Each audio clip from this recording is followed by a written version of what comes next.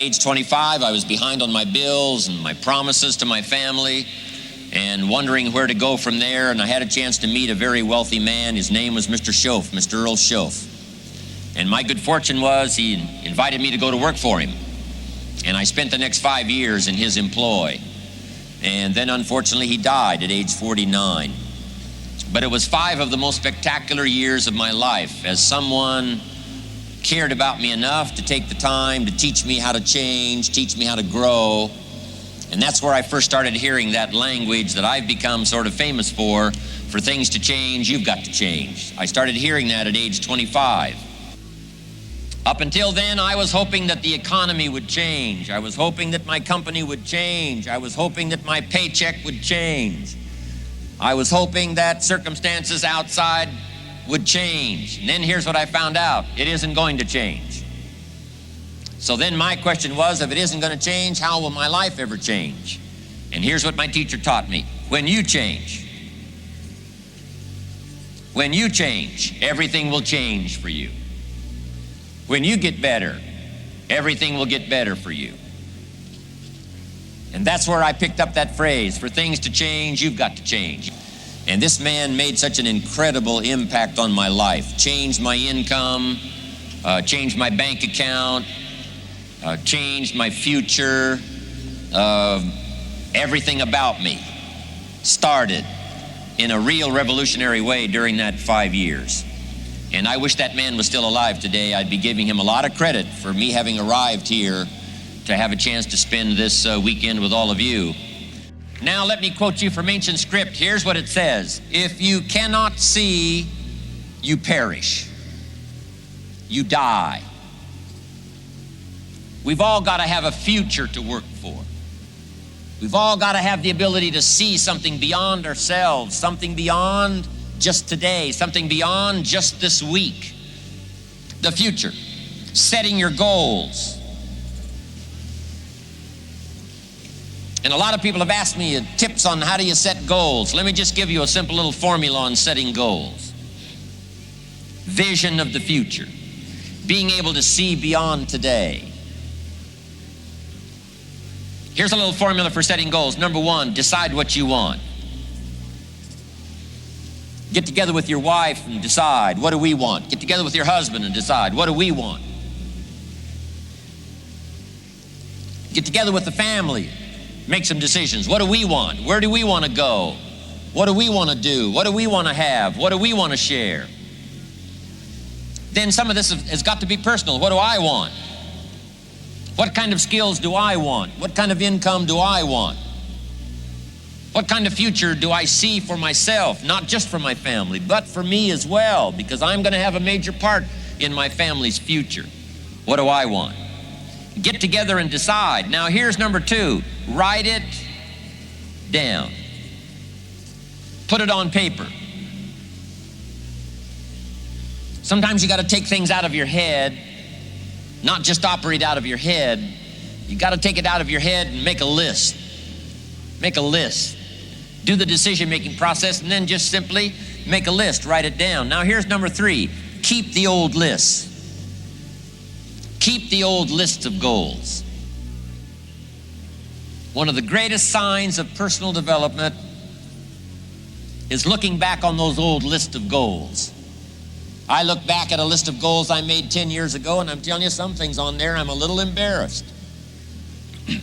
Here's 10 years ago, here's what I thought was so important. Now I'm telling you, it's not that important anymore. I've grown, I've changed, I've matured. And I've got some of my goal lists that go back 20 years, 25 years. Some of those I won't even show anybody. Here's what I thought was so valuable. Now I understand so much better as my priorities have changed. Some of the things that used to be on the top of my list right now, I've learned they're not that important anymore. Other things have taken place on the top of the list. So, number 1, decide what you want. Number 2, write it down. Number 3, keep the old lists. And here's number 4, check off. When you do get something that's on your goal list, check it off. The first time I came to Spain many years ago, I happened to have my journal with me that had the list of goals in it. One of them was to someday go to Spain. And I had that journal with me, and when the wheels touched the runway in Madrid, I got out that list and I checked it off. Okay.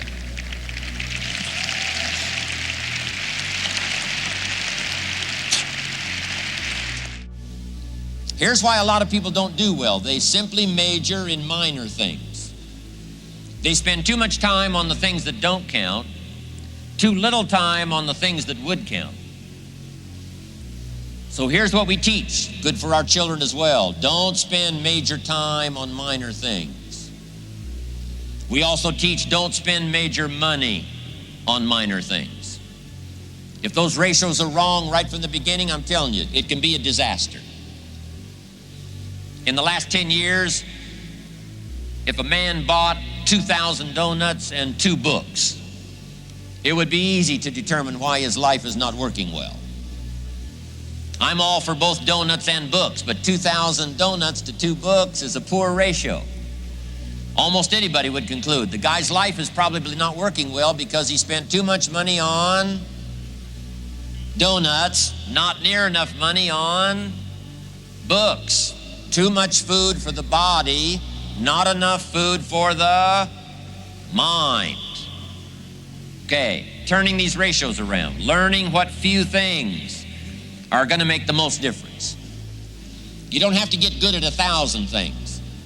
Just get good at a few things, and your value will start to change to the marketplace, your value to your customer, your value to your distributor, your value to your organization, all of this refinement. A few things. Work harder on yourself than you do on your job. Work harder on yourself than you do on your business. See if you can find some ways to multiply your value to the marketplace. And he said your income will immediately start to change. When you change, everything will change for you. When you get better, everything will get better for you. And that's where I picked up that phrase, for things to change, you've got to change. You don't have to change the marketplace. You don't have to change the marketing plan. You don't have to change the economy. You don't have to change countries. You don't have to change circumstances out there. All you've got to do is look within and see if you can change yourself for the better. And as you change, things will start to change for you. But here's the best part of education that I know of. You cannot change the winds, but you can change the set of the sail. And that's why we've come here to study today, is to see if we can't refine our thinking and our philosophy to help set a proper sail so that no matter what wind blows, and when somebody says to you, what if this happens and what if this happens? Doesn't matter.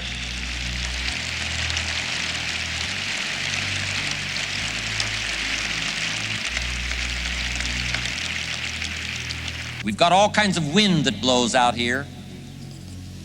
But what this philosophy does is help us to set the sail. The winds of opportunity, the winds of circumstances, the political winds, the social winds, the winds are always blowing. What a power to walk away here with. Doesn't matter how the wind blows. I've gotten some information to set a sail, establish my philosophy that's going to give me the guidance to building my business, building my organization, building my life, building my relationship with my family, building a good marriage, building all the values of my life. I've got the information. I've got the ideas. I've established my philosophy. My sail is set. Let the wind blow however it's going to blow. The political winds, the social winds, the winds of circumstance, the winds of reverses, the winds of the dark nights, the summer winds, the winter winds. I'm telling you, it's not going to matter. You're going to have an incredible sail set that'll take advantage of the winds so that you can go wherever you want to go.